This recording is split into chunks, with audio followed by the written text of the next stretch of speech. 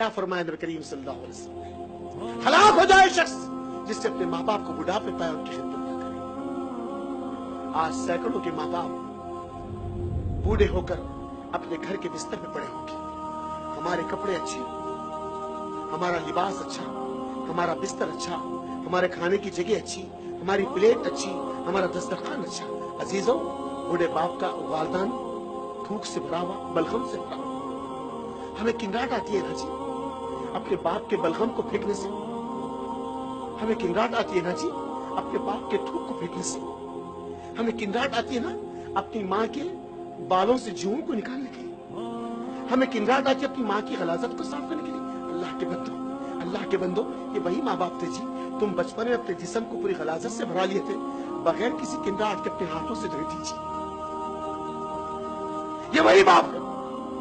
कहीं दूर काम कर रहा होगा, साइकिल पे, मोटरसाइकिल पे, गाड़ी पे आ रहा होगा, रास्ते में कहीं मीठे की दुकान दिखी, कुछ पुड़ियां आपने बन लिया, बच्चे सो गए, खुद नहीं खाया, बच्चों के सर को सहलाया, उठाया, बच्चों को खिलाया और खुद भूखा सो गया। ये वही बाप है। तुम्हारे घर में जब टपटपाते हुए कतरे पानी के जब तुम्हारे घर में छत से टपकते थे, यही बाप, यही माँ थी जो तुम्हें सो के मुसला के खुद कच्चे में बैठ गए थे। ये वही माँ, यही बाप है। कड़ाके की सर्दी होती, कड़ाके की सर्दी, तो अपने जिस्म की भी चादर तुम पर डाल देते थे, अपने जिस्म की चादर भी तुम पर डाल देते थे। बच्चा कभी काम करके आके सो जाता, रात पे हल्के से पैर पटकता तो माँ उसके रात में पैरों को दबाती और अपने जिस्म को उस पर लिटा देती, अपनी कमर को उस पर लिटा देती कि मेरे बच्चों के पैर का दर्द कम हो जाए। यही माँ थी जी, यही माँ थी, यही बाप। अपने आप को बिका डाला, अपने आप को बिका डाला औलाद की खातिर। आज जो तुम समाज में doctor, engineer, LLM, MCA, MBA, IAS, IPS जो बन के खड़े हुए हैं, आज जिस जुर्रत के साथ तुम सीने को ठोक के कहते ये तरक्की, ये बुनियाद, मैं अपनी जाति से, अल्लाह की कसम, इसकी नींव का पत्थर तुम्हारे माँ बाप है। यह तुम्हें अगर अच्छे स्कूल का तखर्रुज न करते तो वरना कहां जाते थे? यह तुम्हें आला तालीम न देते तो तुम कहां जाते? सोचो। ये रिक्शा चला कर अपने पसीने को, अपने खून को पसीना बनाकर निकाल कर तुम्हारे हलक के नीचे निवाला उतारता है। और आज तुमको तुम्हारी बीवी की बात अच्छी लगती है, आज तुमको तुम्हारी सालियों की बात अच्छी लगती है, बाप की बात कड़वी, माँ की बात कड़वी। आज के नौजवान क्या हाल है? बूढ़ा बाप बाहर जाके अपने बच्चों को स्कूल से ला रहा है, कड़िया नौजवान रात के 2-2 बजे तक चैटिंग पे बैठा हुआ है। कड़िया नौजवान का ऑस्ट्रेलिया की बच्ची से बात हुई चैटिंग पे, कहा इंग्लैंड की बच्ची से बात हुई चैटिंग, रात के 2-3 बज गए, चैटिंग चला। अब तो व्हाट्सएप आ गया, अब तो व्हाट्सएप आ गया है। सीढ़ियों पर घर के बैठे हाफ चड्डियां पहनकर, छत पे चल गए हाफ चड्डी पहनकर। सुबह कब हुई, शाम कब हुई, नौजवान के दिल दिमाग में कुछ फोन कानों में लगा लिए, कुछ स्पीकर, बस गुफ्तगू चल रही, रात गुजर जा रही, कब चले जा रही। बूढ़ा बाप सुबह घर का सौदा लेकर आ रहा है, कड़िया नौजवान चित्ता पड़ा हुआ है, अपनी बहनों बच्चों को छोड़ के आ रहा है, नौजवान बच्चा पड़ा हुआ है। बाप उठ के घर का पानी भर रहा है, घर का सौदा ला रहा है, नौजवान बच्चा पड़ा है।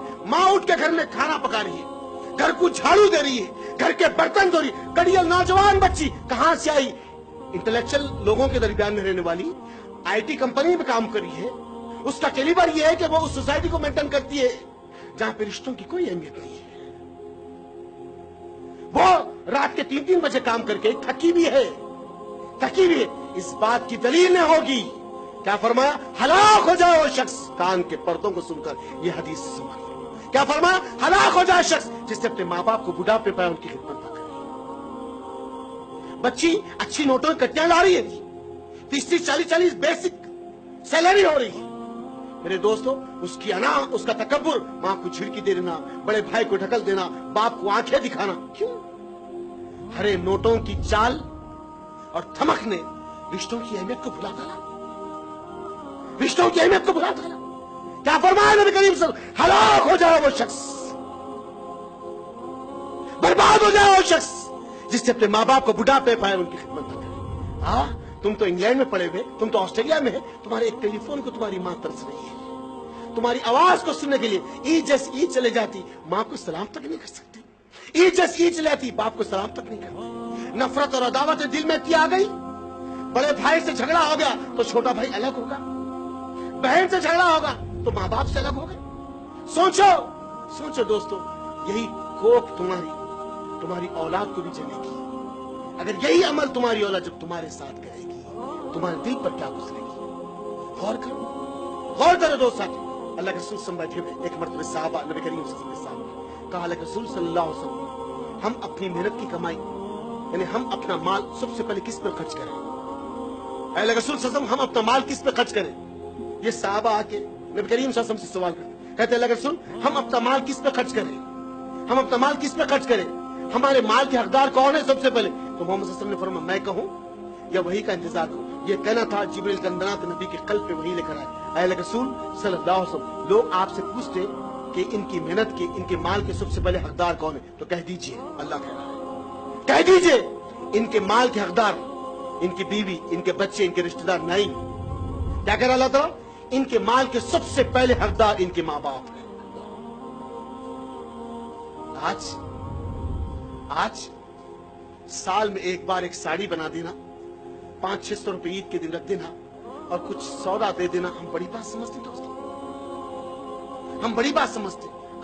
सालियों को तो एक से कपड़े दिलाए गए, सास को बेहतर से बेहतर साड़ी दिलाई गई। वो बूढ़ी माँ का क्या कसूर था, तुम्हें पैदा की, कोख से निकाली, दुनिया में लाई, हैरा कर दी इस काबिल, यही गुनाह था ना।